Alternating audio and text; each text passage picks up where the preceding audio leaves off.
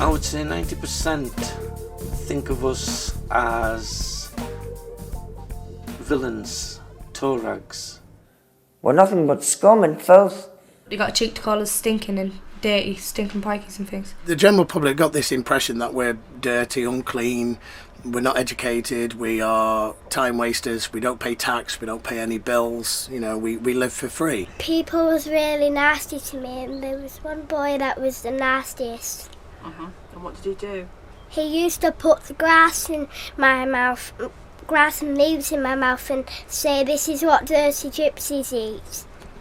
When I told the teachers how I was feeling, the teachers didn't believe me. I felt like I really was a naughty girl or something like that.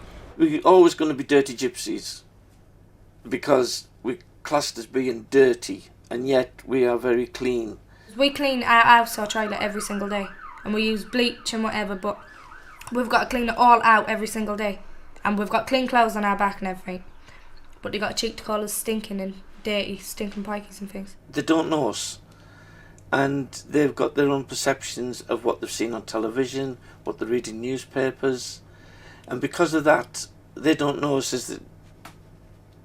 because they don't know us, they are not trying to get to know us. Well, we went into probably the most leading supermarket chain. We were stood in a queue with a very good friend of mine who's from the Gypsy Roma travelling community, and his family. And the girl behind the till, as soon as they were out of earshot, turned around and said, "Oh, them Gyppos, you can tell them, you know, you can tell what they're like." And I says, "Can you?" She says, "Yeah." She says, "We get a few of them in here, and you know, and we don't like them in here and everything else."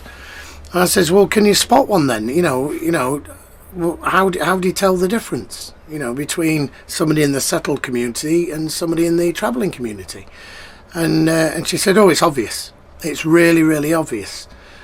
And I said, "Well, is it that obvious that you haven't spotted me?"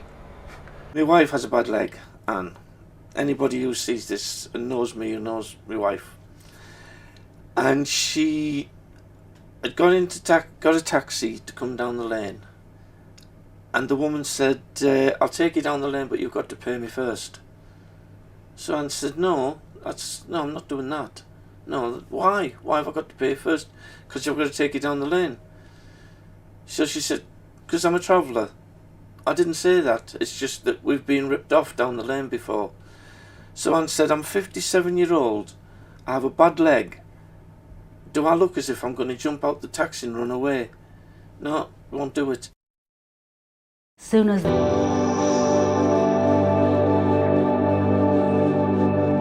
the definition of hate crime is very wide.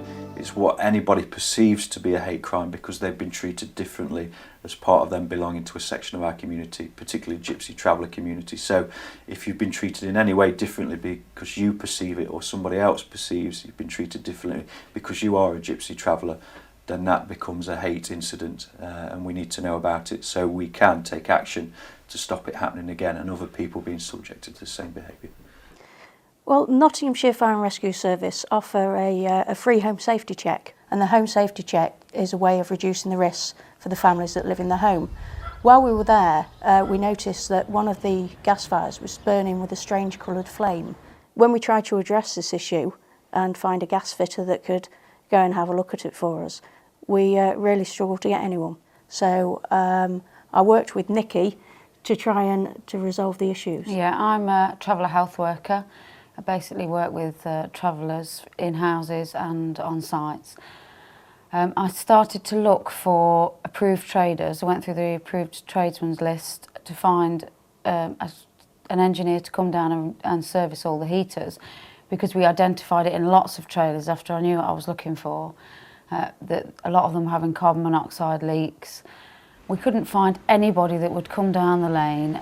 We did have a couple that arrived, but as soon as they realised what the community was they were going down to, they refused to go down. People saying that in the past they'd had things stolen off their vans by travellers, and they just weren't prepared to work with the community. So we then started to look for somebody to come and service these heaters with people whose lives were at risk. And it did take some time. Some arrived at the top of the lane, realised they were going into a travelling community and said, I'm not coming down, I'm not working with the travelling community. And it's the same with all different services that come on the lane. People delivering pizzas, taxi drivers, electricians. Every time you tell them you're at the address and they realise it's a travelling community, they don't want to come. It's something that no other community that I'm aware of suffer with.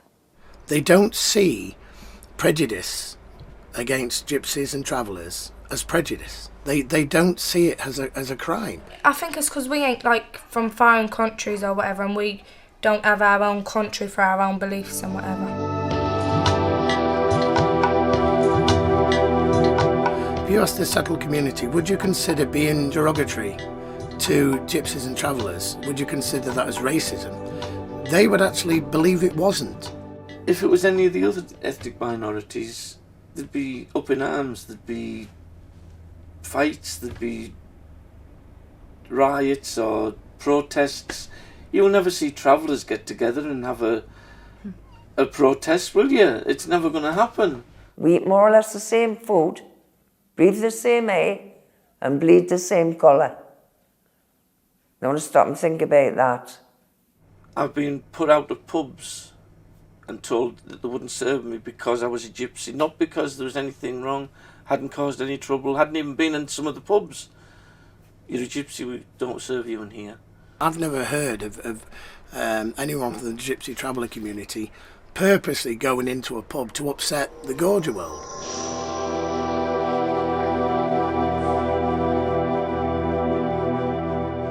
Because we don't want the publicity, we don't want the bad image upon us at all. A group of gorgers will go around the town, they'll make trouble, they'll start a fight Friday night, but then they don't say all groups of gorgers walk around the town, you can't go up to town because of them. They think we're the mafia. They think we all pull together and think together and work together, and it's the farthest thing from the truth because we are all our own families. As a police service, my job is to uphold the law and bring to justice those that break those laws. And we're independent of which community you are in. If you have broken the law in any way, our job is to pursue you and bring you to justice. So I would challenge the perception that gypsies and travellers will get away with it if they've broken the law. No.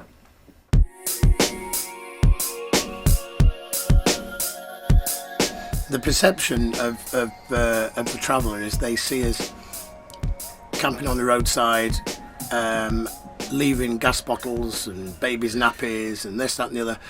And there's always a settee involved. Where's the settee come from? You know, because none of us have settees in our trailers.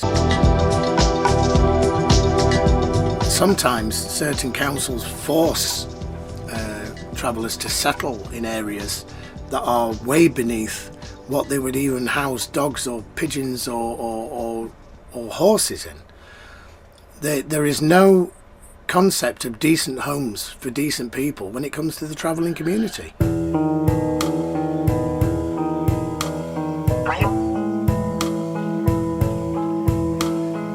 Most of the travellers in houses now anyway. Because you can't stop. Drive into houses. Because you can't stop anywhere. Even when we buy our own piece of land and do it up for ourselves to live on, you won't pass it. You can't live on it forever because they won't pass it for us to keep it as it is. The perception the general public have of gypsies and travellers is that we go around stealing, we do this, that and the other. They see one person do something wrong and they judge out every person like it.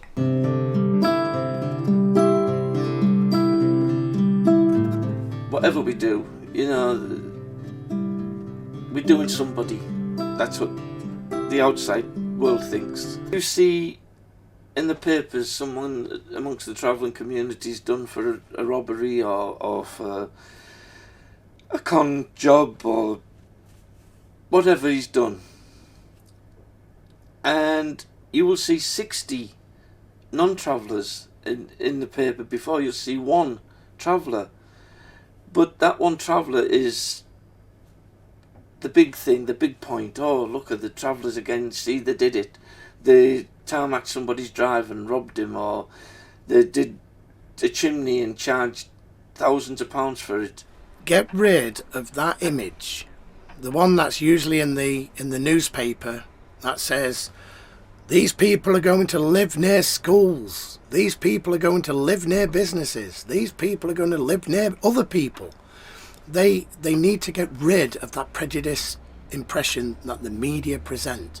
There needs to be some very, very good rebalancing of the situation, and they need to know that we have got 10 fingers, 10 toes, 1 head, 2 arms and 2 legs, and we have a heart and a mind just like everybody else.